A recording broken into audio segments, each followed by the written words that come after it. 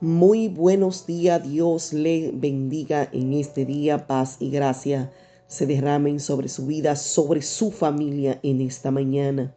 Hoy compartimos la palabra de Dios en el libro de Santiago, capítulo 1, verso 19 en adelante, donde su palabra nos dice: por esto, mis amados hermanos, todo hombre sea pronto para oír, tardo para hablar, tardo para irarse, porque la ira del hombre no obra la justicia de Dios, por lo cual, desechando toda inmundicia y abundancia de malicia, recibí con mansedumbre la palabra implantada, la cual puede salvar vuestras almas.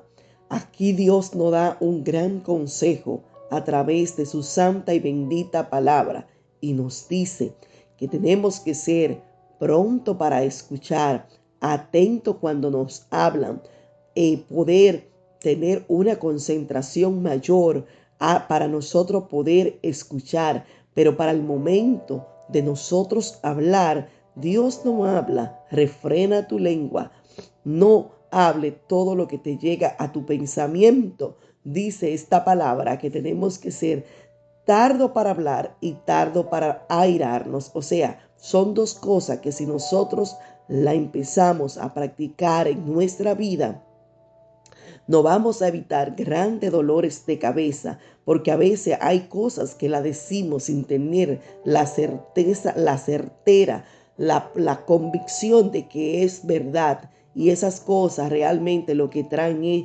divisiones, enemistades. Cuando nosotros vamos a hablar, tenemos que asegurarnos que lo que vamos a hablar esté sustentado y de lo que nosotros vamos a decir sean palabras no de maldición, sino palabras que edifiquen a otra persona. Por eso la palabra del Señor nos dice: sean tardos para hablar, porque también la Biblia nos habla en el libro de los Proverbios, nos dice que en las muchas palabras abunda el pecado. Cuando tenemos también el hábito de airarnos por cualquier cosa, vivimos irritados, la ira te consume, la ira no te deja a ti ver más desde tu propio entorno, porque la ira es un enemigo de la bendición que Dios tiene para tu vida. El enemigo usa la ira para encerrarte, para claudicarte y para encerrar tus pensamientos. Cuando nosotros vivimos una vida airada, rompemos relaciones. Por eso la palabra del Señor nos dice que tenemos que ser tardos para airarnos, porque dice en el verso 20, la ira del hombre no, cuando tenemos ira, la justicia de Dios no obra en nosotros. Cuando nosotros vivimos airados, estamos trabajando bajo nuestra propia justicia e implementamos la justicia nuestra, mas no implementamos la justicia de Dios,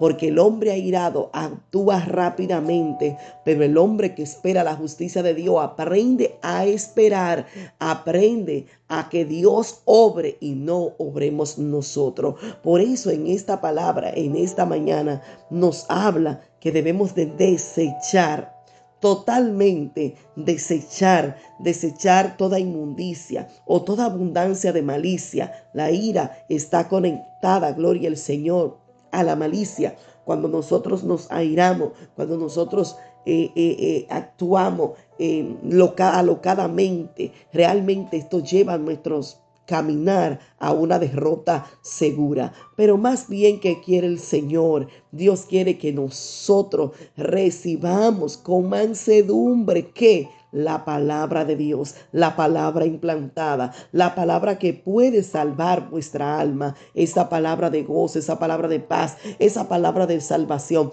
Esa es la palabra que Dios quiere que tú la recibas, pero ¿con qué actitud? Con mansedumbre, porque hay muchas veces que la palabra del Señor te va a corregir, te va a instruir, porque para eso Dios la ha enviado. Quizás en este día esta palabra tú dirás: pero ¿cómo que yo voy a silenciarme? ¿Cómo es que yo voy a dejar que sea el Señor?